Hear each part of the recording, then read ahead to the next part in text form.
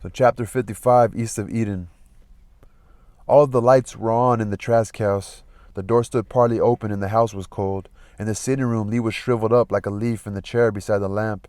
Adam's door was open and the sound of voices came from his room. When Cal came in, he asked what's going on. Lee looked at him and swung his head toward the table where the open telegram lay. Your brother is dead, he said. Your father had a stroke. Cal started down the hall. Lee said, come back. Dr. Edwards and Dr. Murphy are in there. Let them alone. Cal stood in front of him. How bad, Lee, how bad? I don't know. He spoke as though recalling an ancient thing. He came home tired, but I had to read him the telegram. That was his right. For about 5 minutes he said it over and over to himself out loud, and then it seemed to get through into his brain and to explode there. Is he conscious?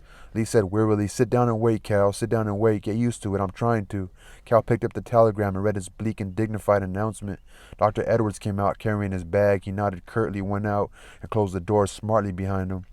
Dr. Murphy set his bag on the table and sat down. He sighed. Dr. Edwards asked me to tell you. How is he? Cal demanded. I'll tell you all we know. You're the head of the family now, Cal. Do you know what a stroke is? He didn't wait for Cal to answer. This one is a leakage of blood in the brain. Certain areas of the brain are affected. There have been earlier smaller leakages. Lee knows that. Yes, said Lee. Dr. Murphy glanced at him and then back at Cal. The left side is paralyzed, the right side partly. Probably there was no sight in the left eye, but we can't determine that. In other words, your father is nearly helpless. Can he talk? A little, with difficulty. Don't tire him. Cal struggled for words. Can he get well? I've heard of reabsorption cases this bad, but I've never seen one. You mean he's going to die? We don't know. He might live for a week, a month, a year, even 2 years. He might die tonight. Will he know me? You have to find that out for yourself. I'll send a nurse tonight, and then you'll have to get permanent nurses. He stood up. I'm sorry, Cal. Bear up. You have to bear up. And he said, it always surprises me how people bear up. They always do. Edwards will be in tomorrow. Good night. He put his hand out to touch Cal's shoulders, but Cal moved away and walked toward his father's room. Adam's head was propped up on pillows. His face was calm, the skin pale. His mouth was straight, neither smiling nor disapproving. His eyes were open, and they had great depth and clarity, as though one could see deep into them and as though they could see deep into their surroundings. And the eyes were calm, aware but not interested. They turned slowly toward Cal as he entered the room, found his chest, and then rose to his face and stayed there. Cal sat down in the straight chair beside the bed. He said, I'm sorry, Father. The eyes blinked slowly the way a frog blinks. Can you hear me, Father? Can you understand me? The eyes did not change or move. I did it, Cal cried. I'm responsible for Aaron's death and for your sickness. I took him to Kate's. I showed him his mother. That's why he went away. I don't want to do bad things, but I do them. He put his head down on the side of the bed to escape the terrible eyes, and he could still see them. He knew they would be with him, a part of him, all of his life. The doorbell rang. In a moment, Lee came to the door, followed by the nurse, a strong, broad woman with heavy black eyebrows. She opened breeziness as she opened her suitcase. Where's my patient? There he is. Why, you look fine. What am I doing here? Maybe you better get up and take care of me. You look good.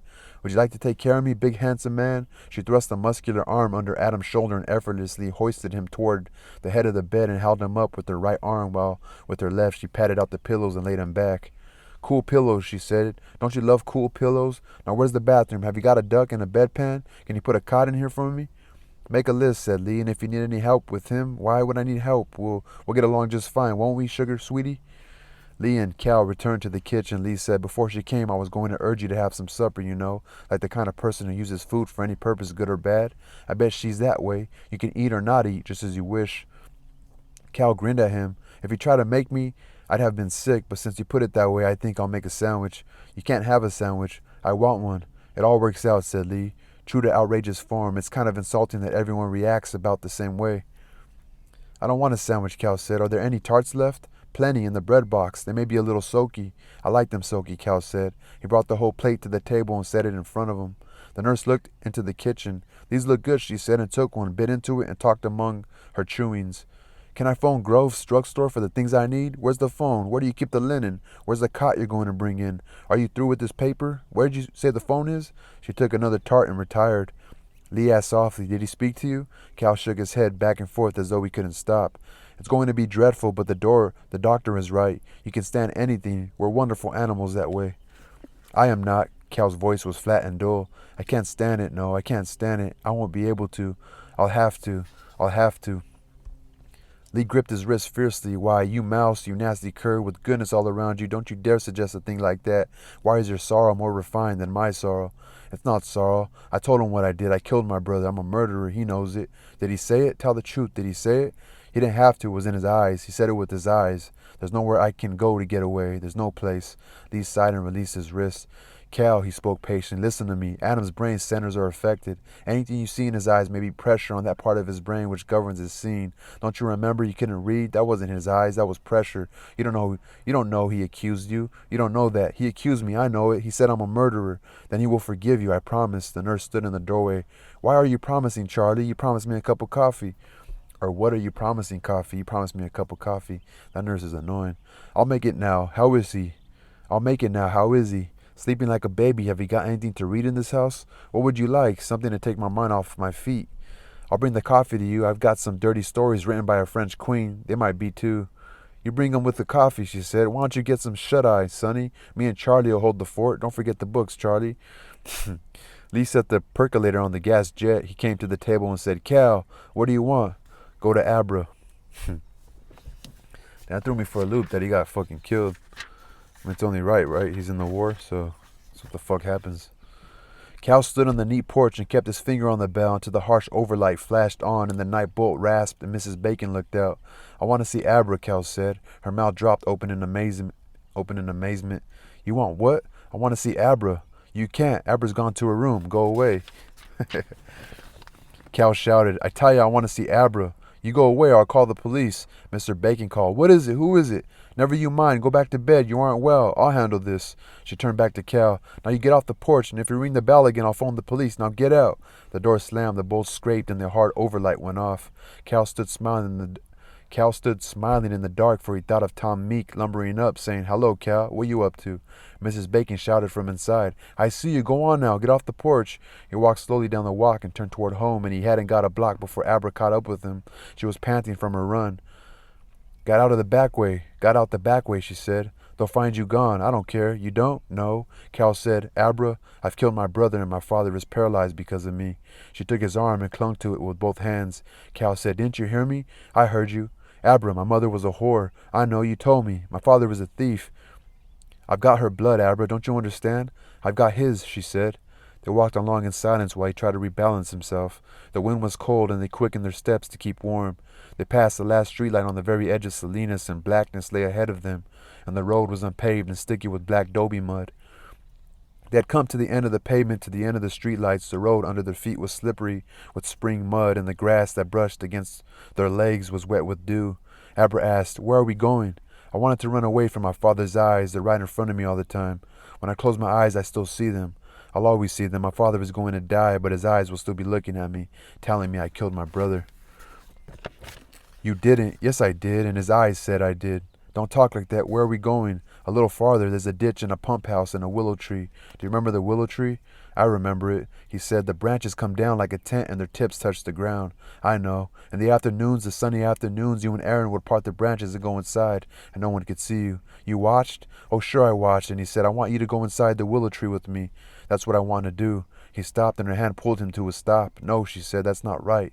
Don't you want to go in with me? Not if you're running away. No, I don't, Cal said. Then I don't know what to do. What shall I do? Tell me what to do. Will you listen? I don't know. We're going back, she said. Back where? To your father's house, said Abra. The light of the kitchen poured down on them. Lee had lighted the oven to warm the chilly air. She made me come, said Cal. Of course she did. I knew she would. Abra said. He would have come by himself. Well, we'll never know that, said Lee. He left the kitchen, and in a moment he returned. He's still sleeping. Lee set a stone bottle and 3 little translucent porcelain cups on the table. I remember that, said Cal. You ought to. Lee poured the dark liquor. Just sip it and let it run around your tongue. Abra put her elbows on the kitchen table. Help him, she said. You can accept things, Lee. Help him. I don't know whether I can accept things or not, Lee said. I've never had a chance to try. I've always found myself with some, not less uncertain, but less able to take care of uncertainty. I've had to do my weeping alone. Weeping? You? He said, when Samuel Hamilton died, the world went out like a candle. I relighted it to see his lovely creations, and I saw his children tossed and torn and destroyed as though some vengefulness was at work. Let the nigger pie run back on your tongue. He went on, I had to find out my stupidities for myself. These were my stupidities. I thought the good are destroyed while the evil survive and prosper. I thought that once an angry and disgusted God poured molten fire from a crucible to destroy or to purify his little handiwork of mud. I thought I had inherited both the scars of the fire and the impurities which made the fire necessary. All inherited, I thought. All inherited. Do you feel that way? I think so, said Cal. I don't know, Abra said. Lee shook his head. That isn't good enough. That isn't good enough thinking, maybe. And he was silent. Cal felt the heat of the liquor in his stomach. Maybe what, Lee? Maybe you'll come to know that every man in every generation is refired. Does a craftsman, even in his old age, lose his hunger to make a perfect cup? Thin, strong, translucent, he held his cup to the light. All impurities burned out and ready for a glorious flux, and for that, more fire. And then either the slag heap or perhaps what no one in the world ever quite gives up, perfection. He drained his cup and he said loudly, Cal, listen to me. Can you think that whatever made us would stop trying? I can't take it in, Cal said. Not now, I can't. The heavy steps of the nurse sounded in the living room. She billowed through the door and she looked at Abra, elbows on the table, holding her cheeks between her thumbs. The nurse said, Have you got a pitcher? They get thirsty. I like to keep a pitcher of water handy, you see, she explained. They breathe through their mouths. Is he awake? Lee asked. There's a pitcher. Oh, yes, he's awake and rested, and I've washed his face and combed his hair. He's a good patient. He tried to smile at me. Lee stood up. Come along, Cal. I want you to come too, Abra. You'll have to come. The nurse filled her pitcher at the sink and scurried ahead of them. When they trooped into the bedroom, Adam was propped high on his pillows. His white hands lay palms down on either side of him, and the sinews from knuckle to wrist were tight drawn. His face was waxen, and his sharp features were sharpened. He breathed slowly between pale lips. His blue eyes reflected back, the night light focused on his head.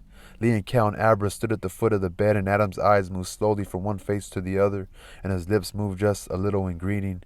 The nurse said, There he is. Doesn't he look nice? He's my darling. He's my sugar pie. Hush, said Lee. I won't have you tiring my patient. Go out of the room, said Lee. I'll have to report this to the doctor. Lee whirled toward her. Go out of the room and close the door. Go and write your report. I'm not in the habit of taking orders from chinks. Cal said, Go out now and close the door. She slammed the door just loud enough to register her anger. Adam blinked at the sound. Lee said, Adam. The blue-white eyes looked for the voice and finally found Lee's brown and shining eyes. Lee said, Adam, I don't know what you can hear or understand. When you had the numbness in your hand and your eyes refused to read, I found everything I could. But some things no one but you can know. You may, behind your eyes, be alert and keen, or you may be living in a confused gray dream. You may, like a newborn child, perceive only light and movement. There's damage in your brain, and it may be that you are a new thing in the world. Your kindness may be meanness now, and your bleak honesty fretful and conniving. No one knows these things except you, Adam. Can you hear me? The blue eyes wavered, closed slowly, then opened. Lee said, Thank you, Adam. I know how hard it is. I'm going to ask you to do a much harder thing. Here is your son, Caleb, your only son. Look at him, Adam. The pale eyes looked until they found Cal. Cal's mouth moved dryly and made no sound. Lee's voice cut in. I don't know how long you will live, Adam. Maybe a long time, maybe an hour, but your son will live. He will marry, and his children will be the only remnant left of you. Lee wiped his eyes with his fingers. He did a thing in anger, Adam, because he thought you had rejected him. The result of his anger is that his brother and your son is dead. Cal said, Lee, you can't. I have to, said Lee. If it kills him, I have to. I have the choice, and he smiled sadly and quoted, If there's blame, it's my blame. Lee's shoulders straightened. He said sharply, Your son is marked with guilt out of himself, almost more than he can bear. Don't crush him with rejection. Don't crush him, Adam. Lee's breath whistled in his throat. Adam, gave him your blessing. Adam, give him your blessing. Don't leave him alone with his guilt. Adam, can you hear me? Give him your blessing. A terrible brightness shone in Adam's eyes, and he closed them and kept them closed. A wrinkle formed between his brows. Lee said, Help him, Adam. Help him. Give him his chance. Let him be free. That's all a man has over the beasts. Free him. Bless him. The whole bed seemed to shake under the concentration. Adam's breath came quick with his effort, and then slowly his right hand lifted an inch, then fell back. Lee's face was haggard. He moved to the head of the bed and wiped the sick man's damp face with the edge of the sheet. He looked down at the closed eyes. Lee whispered, Thank you, Adam. Thank you. My friend, can you move your lips? Make your lips form his name. Adam looked up with sick weariness. His lips parted and failed and tried again, then his lungs filled. He expelled the air and his lips combed the rushing sigh. His whispered word seemed to hang in the air. Timshel, His eyes closed and he slept. Timshel, Timshel, thou mayest.